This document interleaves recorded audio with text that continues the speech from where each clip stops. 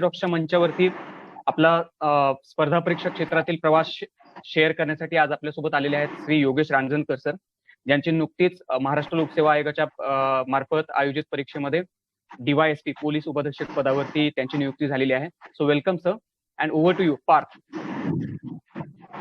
Thank you, sir. A very warm good evening to all.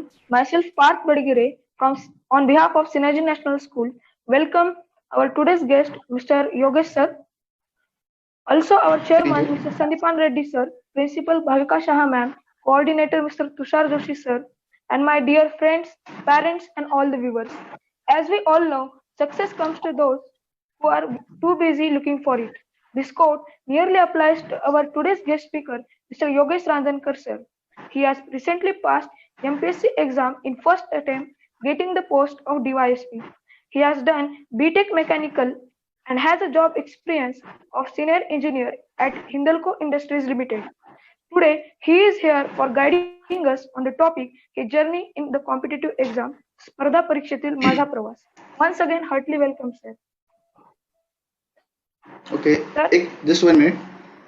मला सर्वप्रथम तुमच्या synergy स्कूलचे खूप म्हणजे असं कौतुक वाटतं की त्यांनी इतक्या कमी वयामध्ये असताना तुम्हाला अशा सच MPSC UP एक्झाम असेल किंवा बाकीच्या कॉम्पिटेटिव्ह एक्झाम असेल त्याबद्दल तुम्हाला माहिती मिळवून देण्यासाठी प्रयत्न करत आहेत. त्याबद्दल खरंच सिनर्जी स्कूलचे खूप अभिनंदन करतो मी. आणि आपण चालू करूया. You can go ahead. धन्यवाद सर. सर, अंबाजोगाईतील एक सामान्य विद्यार्थी, इंजिनियर, ते आता पोलीस उपाधीक्षक, हा आपला जीवन प्रवास थोडक्यात आमच्याशी शेअर करा.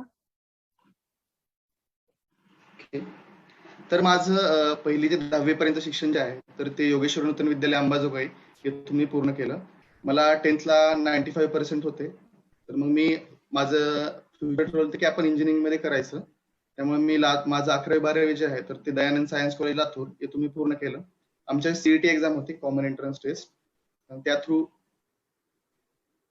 त्याच्यामधून मग नंतर CET ला मी चांगला स्कोर केला आणि मला COAP college of engineering Pune येथील मला मेकॅनिकल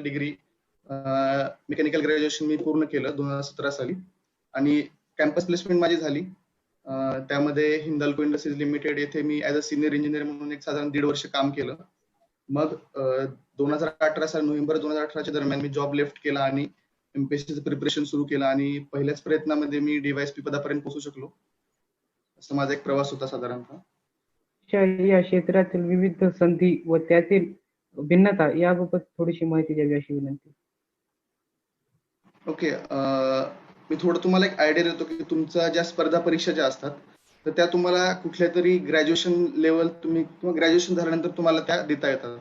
तुम्ही ग्रॅज्युएशन कुठल्याही याच्यामध्ये करू शकता. सायन्स फील्ड घेऊ शकता किंवा आर्ट्स फील्ड घेऊ शकता किंवा कॉमर्स घेऊ शकता.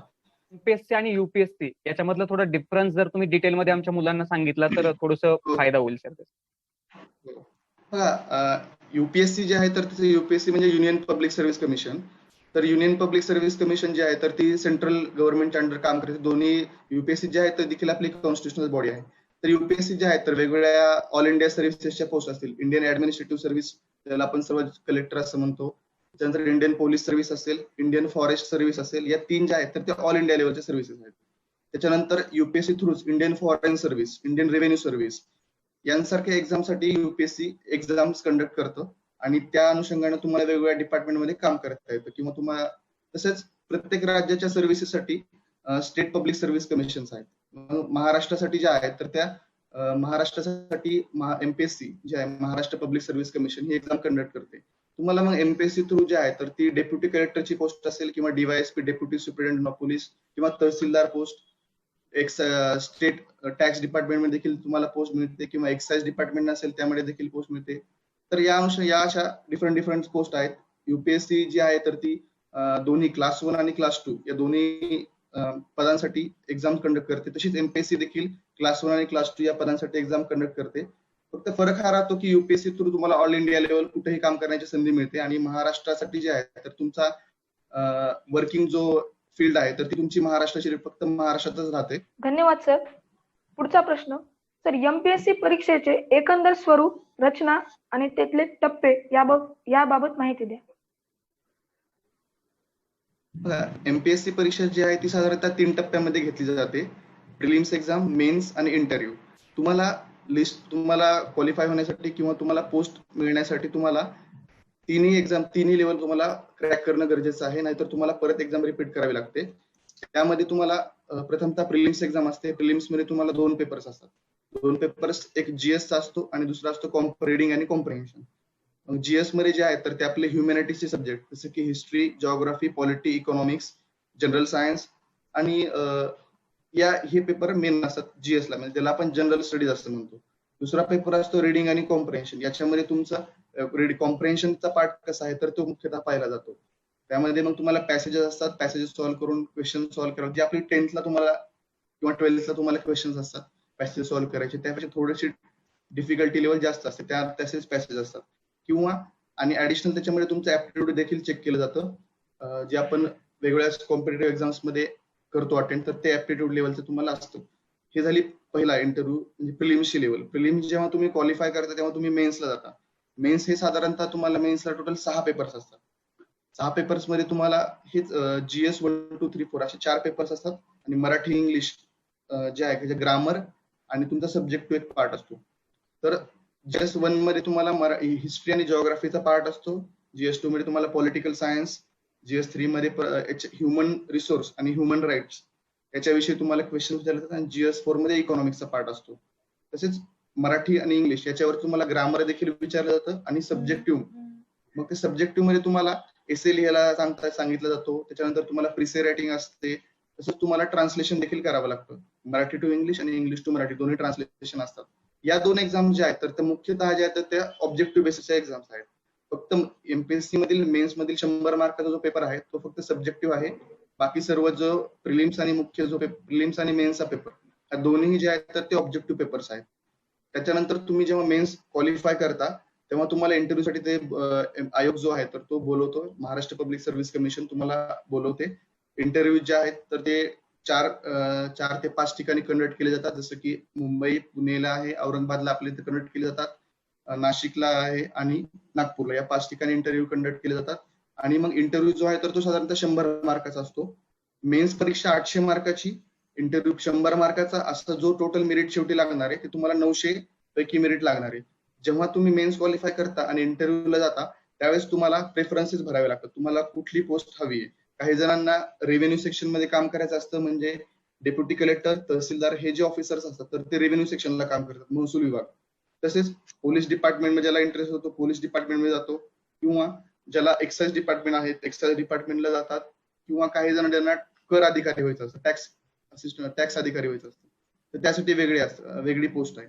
तर मग तुम्हाला तुमच्या इंटरेस्टनुसार तुम्हाला पोस्ट प्रेफरन्स भरावा लागतो. आणि मग शेवटी जी मेरिट लिस्ट लागते ती तुमच्या मार्कानुसार आणि तुम्ही भरलेला पोस्ट प्रेफरन्स यानुसार तुमची मेरिट लिस्ट लागते आणि तुम्हाला तुमच्या मार्कानुसार तुम्हाला पोस्ट अलॉट केली जाते. तर अशी साधारणतः 3 टप्प्यांची प्रोसेस आहे. तुम्हाला कुठल्याही टप्प्यावर फेल्युअर आला तर तुम्हाला परत पहिल्यापासून सुरुवात करावी लागते आणि ही एक्झाम साधारणतः 1 वर्षाचा प्रोसेस लागतो हे एमपीएससीच्या पूर्ण प्रोसेसला. अशी साधारणतः एमपीएससी प्रोसेस आहे.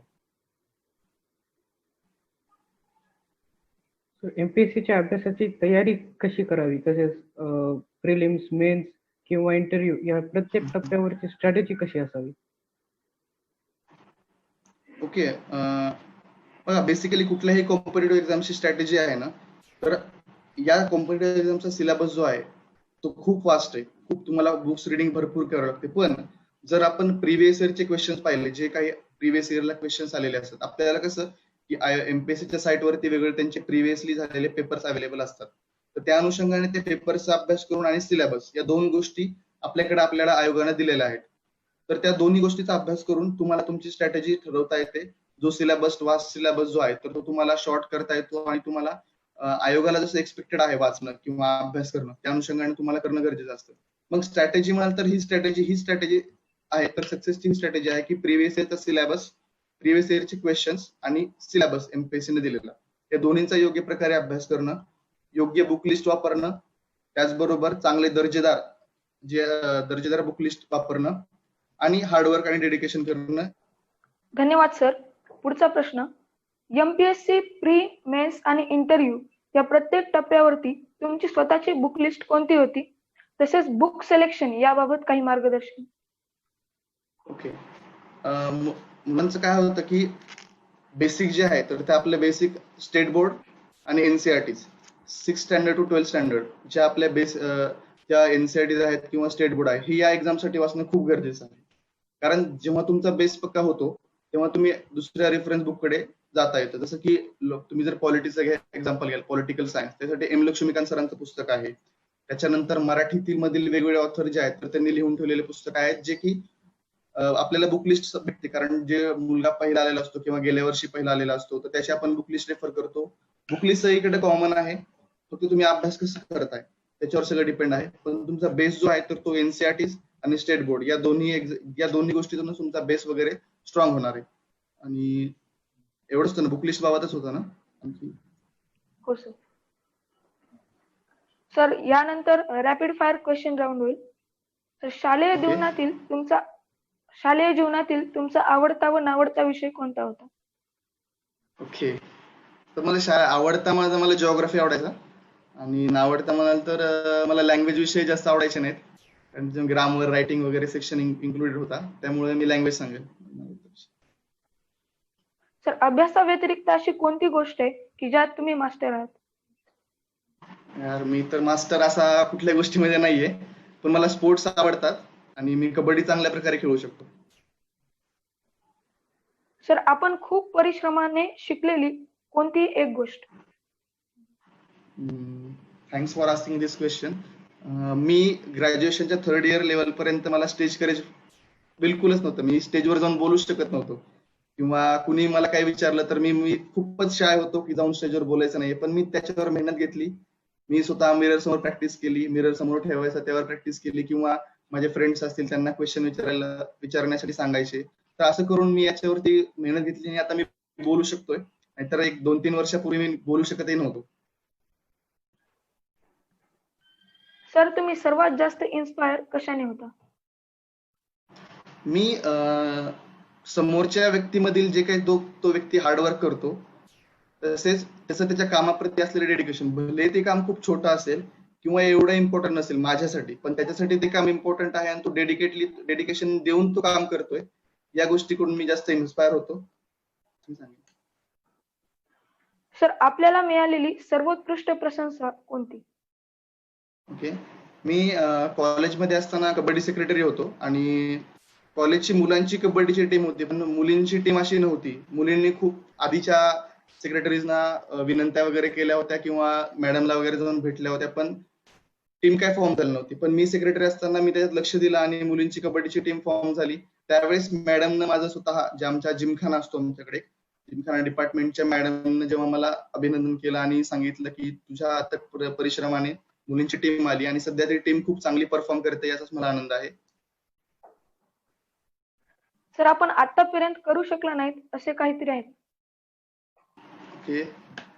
मला आवड असणारी गोष्ट, मला म्युझिक मध्ये आवड आहे, पण मी आतापर्यंत म्युझिक मध्ये काही करू शकलो नाहीये. पण डेफिनेटली फ्युचर मध्ये मला वेळ भेटल्यास म्युझिक मध्ये काहीतरी करेन मी. सर एक अशी आयडिया की जिने आपले आयुष्य बदलले? जस्ट अशी आयडिया आहे ना, तुम्ही एखादं तुमचं गोल जे आहे तर ते किती देखील अवघड असेल, किती देखील मोठा असेल, पण त्यासाठी तुम्ही डेडिकेशन कराल तर तुम्हाला ते गोल डेफिनेटली भेटेल. त्यामुळे त्याबद्दल तुम्ही साशंक असता कामा नये. जर तुमच्यामध्ये हार्डवर्क करण्याची आणि डेडिकेशन करण्याची तयारी असेल तर तुम्हाला ते गोल निश्चितच मिळेल. ही एक मला इन्स्पायर करते किंवा मला ही आयडिया माझी लाईफ बदललेली.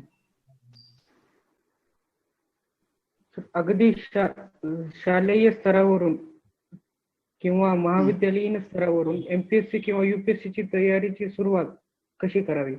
ओके, बरं झालं हा क्वेश्चन विचारलास, कारण बऱ्याच मुलांचा क्वेश्चन असतो की कशी तयारी करायची बेसिक लेवलवरून. तर मी सांगेल तुम्ही कॉलेज लेवलवरती जे आहे तर तुमचे बेसिक्स जे आहे, स्टेट बोर्ड असेल किंवा एनसीआरटी असतील, 6वी ते 12वी हे तुमचे खूप दव असणं किंवा हे खूप स्ट्रॉंग असणं गरजेचं आहे. त्याने काय होतं की तुम्ही जेव्हा पुढे जाऊन रेफरन्स बुक वाचताल तेव्हा तुमचा पाया जो आहे किंवा ज्याला आपण बेस म्हणतो तो बेस खूप स्ट्रॉंग असेल.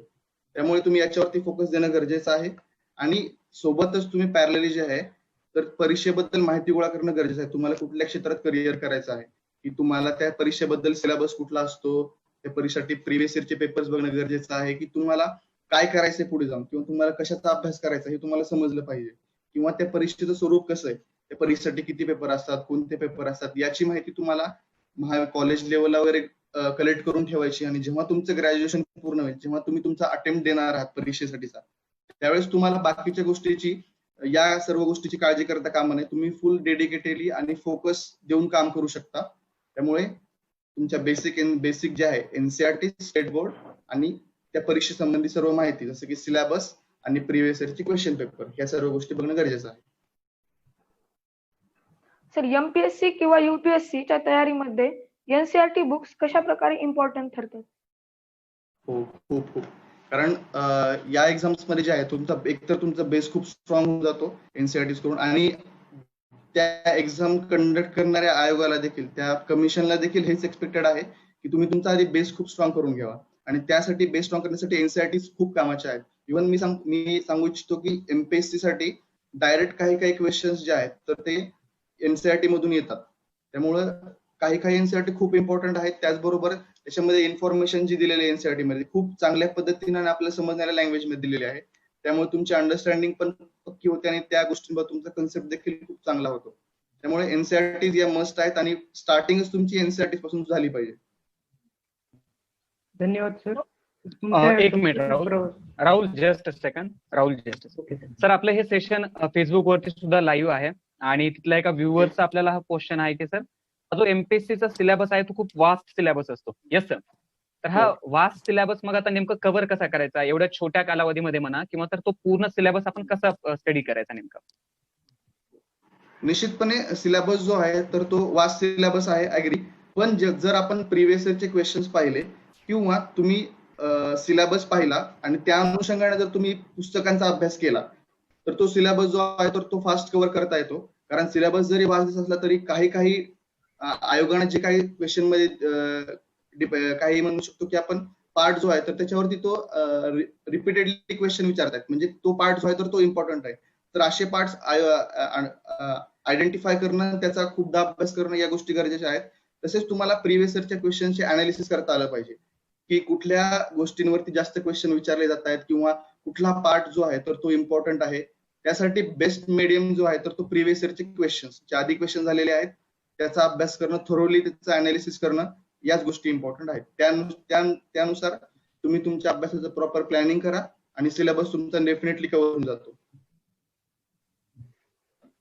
सर, आपलं इंजिनिअरिंग पण झालेलं आहे, तर आय थिंक इंजिनिअरिंगच्या दरम्यान जे सायन्स असेल, मॅथमॅटिक्स असेल, तर आमच्या विद्यार्थ्यांना सायन्स मॅथमॅटिक्सच्या स्टडी विषयी काही स्टडी टिप तुमच्याकडून आमच्या विद्यार्थ्यांना मिळू शकतील का?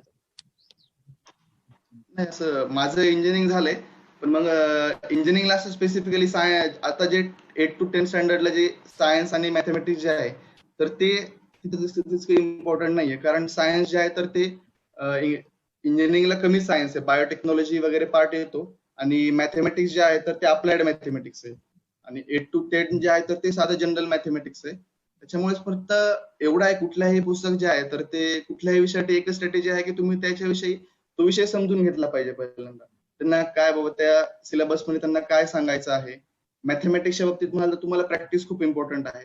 जर तुम्हाला एखादा पार्ट कळत नसेल तर तुमच्या सरना विचारला किंवा मॅडमला असतील त्यांना विचारा, पण तो पार्ट समजून घ्या आणि त्याची खूपदा प्रॅक्टिस करा. तर स्पर्धा परीक्षेमध्ये यशस्वी होण्यासाठी कोणती स्किल्स तसेच इतर गोष्टी महत्त्वाच्या ठरतात? हे बघा, जसं मी आधी सांगितलं की या परीक्षेचा कालावधी जो आहे तो साधारणतः 1 वर्षाचा कालावधी आहे. तर या कालावधीमध्ये तुमच्याजवळ पेशन्स असणं खूप गरजेचं आहे, की तुम्ही उतावळून होऊन चालत नाही की रिझल्ट आजच लागला पाहिजे किंवा रिझल्ट 2-3 महिन्यात आला पाहिजे. कारण ही लॉंग प्रोसेस आहे, मोठी प्रोसेस आहे. त्याच्यामुळे तुम्ही यू शुड बी पेशंट, आणि त्याचबरोबर हार्ड वर्किंग खूप असलं पाहिजे, की कारण यामध्ये सिलेबस खूप जास्त असल्यामुळे तुम्हाला खूप जास्त वेळ अभ्यासाला वगैरे करावा लागायचा. तर तुम्ही त्या ठिकाणी न कंटाळता, न टाइमपास करता तुम्ही डेडिकेटेडली काम करणं गरजेचं आहे. इम्पॉर्टंट की जसं आता योगेश सर म्हणाले की एमपीएससी आहे किंवा युपीएससी आहे, तर अवघड नाही क्रॅक करायला, पण प्लॅनिंग इम्पॉर्टंट आहे. You should have a plan. जर फोकसच असेल की आपल्याला competitive exam, because it is one of the best places to be in, MPSC असेल किंवा युपीएससी असेल. फक्त आता एक्सपोजर खूप आहे आता गायडन्स आपल्याला मिळू शकतोय. अँड गायडन्स देण्यासारखे आता योगेश सारखे आपले मित्र आहेत, अंबेजोगाईकरच आहेत आणि त्यामध्ये आपल्याला वेळोवेळी आपल्याला मार्गदर्शन करतील. पण यू शुड हॅव फोकस, की फोकस मध्ये की काय, why do you want to do what you really want to do. So there is a chance that your career may change, की आज मला हे व्हायचंय, उद्या ते व्हायचंय. कारण का, तर there are lot of career opportunities. आणि सिनर्जी टॉक्स मार्फत आपण ऑलरेडी बघितलेत की आता 14th, this is the 14th talk and we have different types of career. जसं विजय सर मागच्या वेळेस म्हणाले होते की देर आर अराउंड 3000 करिअर्स. किती? 3000 careers. And they are changing every day, every week, every month, every year. The careers are changing its own space. Like आता COVID-19 प्रमाणे ज्या काही आपल्या स्किल्स असतात त्या कम्प्लिटली डिफरंट झालेल्या आहेत. सो त्याला असं म्हणू शकत नाही की खूप अवघड आहे किंवा खूप हे आहे. सो पहिल्यांदा तरी आपल्याला काय वाटतं की यार हे खूप अवघड आहे, आपल्या अभ्यासाच्या बाहेर आहे. अभ्यास is one thing, knowledge is one thing, application of knowledge is the other part. So एवढंच ह्याच्या मार्फत एक सांगणं आहे की focus on what you really want to be in life. Take your time, कारण तुमच्याकडे खूप वेळ आहे, आता तुम्हाला खूप आता टाइम मिळतोय. सो असं नाही, घाई नाहीये की मग मी उद्या काय करायला पाहिजे. So you have time. Start writing your journals. Like आता most of the students are writing blogs. कारण त्यामधून काय होतंय ना की युअर कम्युनिकेशन स्किल्स किंवा तुमचे वैचारिक ज्या वस्तू आहेत it can come out of, की कारण writing, blogging is one skilling. So ह्या जर तुम्ही सगळ्या गोष्टी करत राहिल्या स्कूल डेज मध्ये ना, so you can crack any exam. And Yogesh has rightly sed की प्लॅनिंग, सिलेबस जरी वास्ट असेल, एमपीएससी आणि युपीएससीचा खूप सिलेबस वास्ट आहे, पण त्याच्यासाठी प्लॅनिंग इम्पॉर्टंट आहे. आणि प्लॅनिंग इम्पॉर्टंट ज्यावेळेस तुम्ही ग्रॅज्युएशनला जाल तर देन यू से की मला ग्रॅज्युएशन नंतर I want to do civil services. So graduation पासून त्याचा फोकस असायला पाहिजे. Whichever graduation you do, graduation हे एक माध्यम आहे की क्वालिफिकेशनचं एक माध्यम. Whichever graduation you do.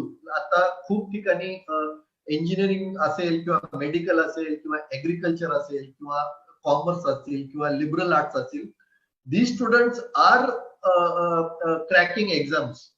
So असं नाही की मला हे ग्रॅज्युएशन असल्यामुळे मी सिव्हिल सर्व्हिस द्यायला पाहिजे का.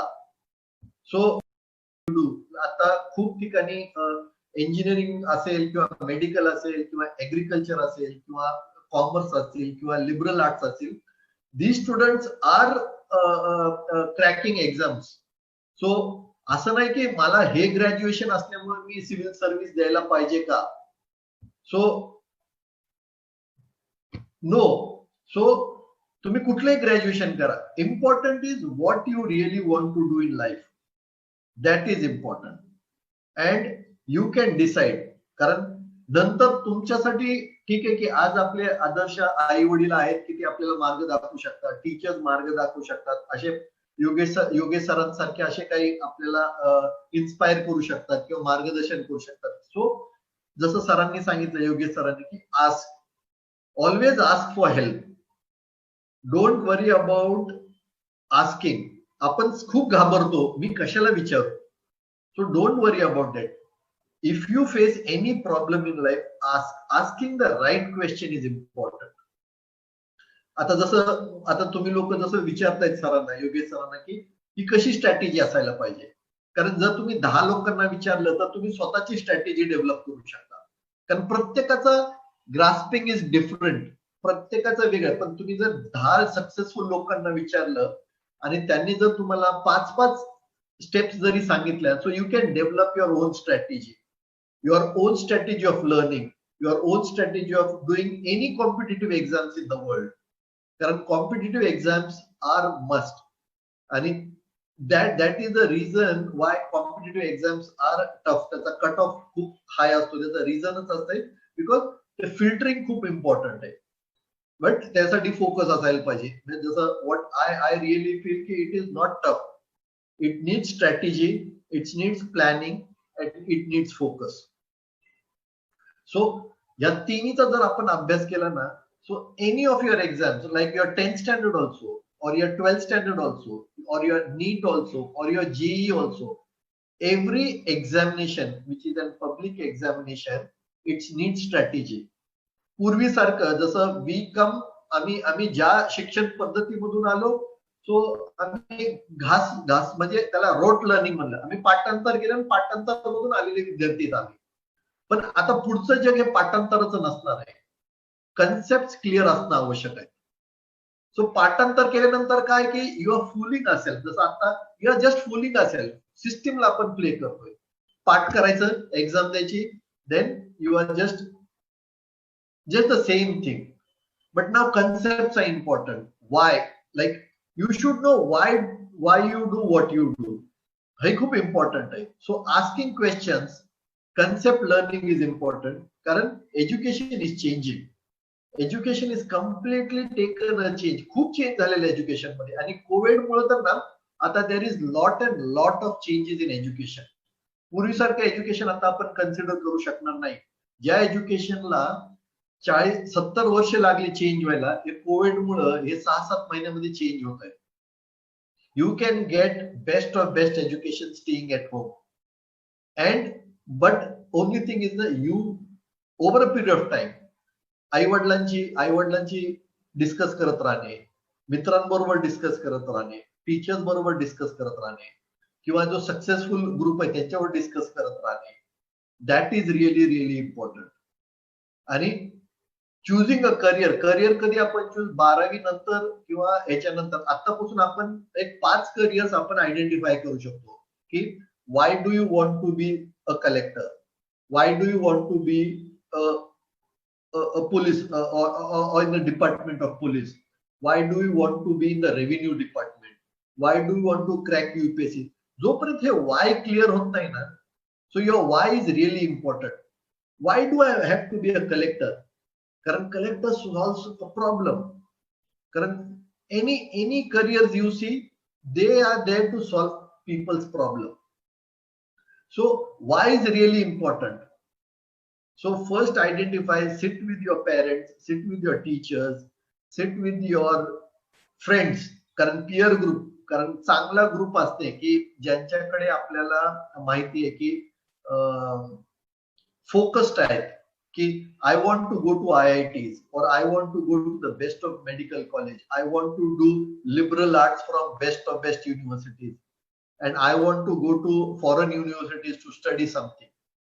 सो आता त्याला you have lot of things. Platter पहिलं कसं होतं की इट वॉज फोकस की ये कर सकते वो कर सकते, पण now students you have lot and lot of, and I would urge every one of you to try civil services. कारण सिव्हिल सर्व्हिसेस अवघड नाहीयेत, त्याच्यासाठी प्लॅनिंग आवश्यक आहे, त्याच्यासाठी फोकस आवश्यक आहे, आणि सिव्हिल सर्व्हिसेसला कन्सेप्ट इम्पॉर्टंट आहेत. कन्सेप्ट क्लिअर झाल्यानंतर ज्यावेळेस इंटरव्ह्यूचा, so interview is also main part of all the civil service examination. And interviews कधी तुम्ही स्ट्रॉंग होऊ शकाल, when you start doing interviewing, like आता जसा Rahul is doing, Parth is doing, so they are interviewing people. So हा एक प्रकार आहे की where it builds your confidence. So building your confidence in doing other activities will help you to crack any of the interviews across this things. Parth or Rahul to me so that we can close this meeting. Civil services मध्ये interest नाही आला? मला कधी interest नाही आला, पण माझे सगळे मित्र सिव्हिल सर्व्हिसेसचा खूप अभ्यास करत होते. मला पहिल्यापासून बिझनेस कन्सेप्ट, बिझनेस मध्ये जाणं हा पहिल्यापासूनचा माझा खूप फोकस राहिलेला होता. सो आमचे खूप मित्र आज चांगल्या पोस्टवर आणि चांगल्या सिव्हिल सर्व्हिसेस मध्ये त्यांचा अभ्यास मी बघितलेला आहे. पण मला कधी त्या पोस्ट कडे कधी हे नाही झालं की एव्हरी टाइम मला वाटत होतं की शुड बी इन बिझनेस और कुठल्या तरी मॅन्युफॅक्चरिंग मध्ये आपण असायला पाहिजे, किंवा काय आपण स्वतःच काय करू शकतो.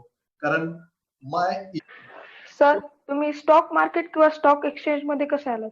Okay sir, thank you. So Parth you said about me की वाय स्टॉक मार्केट. जसं योगेश सर म्हणत होते ना, तर मी पण इंजिनिअरिंग केल्यानंतर 92 ला इंजिनिअरिंग केल्यानंतर मी MBA केलं सिम्बॉयसिस मधून. आणि त्यावेळेस एक फोकस होता की आपली कुणीच वाय डोंट वी इन्व्हेस्ट, म्हणजे स्टॉक मार्केट हा प्रकार काय असतो, हा एक सट्टा बाजार हा म्हणून बघितला जात होता. पण वेन आय लर्न की त्याच्यामध्ये नंतर मला कळलं की इट्स अ फायनान्शियल इंजिनिअरिंग. तो इंजिनिअरिंगचा प्रकार जर तो फायनान्शियल इंजिनिअरिंग असता तर I would have done better. पण इंजिनिअरिंग मध्ये फक्त चला ठीक आहे, सगळ्यांनी सांगितलं की इंजिनिअरिंग करायचं म्हणून गव्हर्नमेंट इंजिनिअरिंग कॉलेज 92 मधून झालो. सो हे लेटर ऑन कळतंय की when you start in the corporate life ना, की what is that you really want to do in life. आणि आज आज अतिशय आनंद होतोय की या स्टेजमध्ये की you are helping people. My entire focus was how to create job opportunities, how to help maximum people. आणि तो आता जसं जसं आता एज होत चालले, आता now I am running 50. So now I come to know की helping more people is my main objective. The purpose of my life is to educate and empower people to take decisions. आणि हे clarity कधी आली, 7-8 वर्षानंतर ज्यावेळेला I started working on my self. कारण सगळ्यात महत्वाचं की work on your self rather than working on others. आपल्याकडे खूप जण आपण काय करतो की दुसऱ्याला बदलायला जातो, काही जग बदलत नाही, पण स्वतःला जर बदललं तर जग बदललेलं दिसतंय. हे मला खूप उशिरा कळालं after doing lot of trainings. And that is where I stand as on today. Yes, what is my purpose? And still आणखीन I'm improving myself. कारण I've never stopped learning. I did म्हणजे मी IIM Ahmedabad मध्ये last year I did another course from IIM Ahmedabad. कारण I love learning. कारण तो भाग होता की आता माझ्याकडे चॉईस आहे लर्निंगचा. So I can get in to best of best institute to learn. And I keep on doing that. I love what I do आणि मजा येते. अँड तुमच्यासारख्या मित्रांबरोबर संभाषण करताना किंवा आणखीन आनंद होतो की मुलांबरोबर, कारण तुम्ही लोक खूप फास्ट आहात. इफ आय कम्पेअर दिस ना, तर तुम्ही लोक खूप आहेत. You have lot of energy. तुमच्याकडची एनर्जी आहे, तुमच्याकडचं हे आहे ना, ते खूप जाणवतं तसं. And that is why I love to be in energetic people. So everything whatever do in life is all about energy. And that is the energy. Energy is, if you see successful people च्या आजूबाजूला energy आहे. See now if you can see Yogesh sirच्या आजूबाजूचा ऑराच बघितला तर energy आहे. So successful people will always be energetic. They'll never have a dirt की असं मान टाकलेली आहे किंवा हे असं कधी दिसणार नाही. If they fail in life also they'll have energy. So हीच आनंद आहे. सो आणि I love meeting people. I love meeting you guys whenever I come to school. तुमच्यावर इंटरॅक्शन करताना खूप काही गोष्टी कळतात की आत्ताच्या what is the need of this generation, what are they looking at, and you have better opportunities than we had. Yogesh has cracked one of the biggest opportunities. खूप कमी लोक आहेत आज अंबेजोगाईमधून की या स्टेजला पोहोचलेले. So on behalf of all the Synergite or Synergy National Schools, I congratulate Yogesh for his one of the best phases of life. Thank you Yogesh for joining. Thank you Rahul. Thank you Parth for being so open to ask questions. Ask any questions and we are all there to help you guys. सुरू झालं तसं आपण या synergy टॉक्सच्या वगैरे माध्यमातून मुलांना खूप वेगवेगळ्या क्षेत्रातल्या मान्यवर लोकांच्या मुलाखती आपण आपल्या मुलांनी घेतलेल्या आहेत. तर हे जे शाळेने हा उपक्रम राबवलेला आहे तर त्या बाबतीत तुमचं काय मत आहे सर याच्या बाबतीत? ओके, मी तर सर्वप्रथम म्हणलं ना तुम्हाला की असा प्लॅटफॉर्म आपल्या वेळी तुम्हाला पण माहिती आहे की तुमच्या वेळी देखील नसेलच, की मुलांना आत्ताच त्यांच्या करिअरमध्ये काय काय करतात याच्यात तुम्ही जे सक्सेसफुल झालेले लोक आहेत तर त्यांना तुम्ही त्यांच्या मीट घडवत आहेत. या अनुषंगाने मुलांना त्या सक्सेसफुल मुलांची जर्नी देखील कळेल, त्यांनी किती हार्डवर्क करेल हे देखील कळेल. आणि मला निश्चितपणे असं वाटतं की यापासून मुलं जे आहेत ते जास्त इन्स्पायर होतील. तुम्ही असे उपक्रम आणखी घ्या असं मला यातून सांगू इच्छितो. नक्कीच. Thank you so much sir. जे परिवारातर्फे आपलं मनपूर्वक आभार मानतो आणि येणाऱ्या भविष्यातही तुमच्याकडून आमच्या मुलांना असंच मोलाचं मार्गदर्शन मिळेल अशी खात्री बाळगतो. निश्चितच. Thank you so much sir. So thank you student for joining today synergy talk session and we have to end our Synergy Talk session today. Thank you so much everyone. Sure.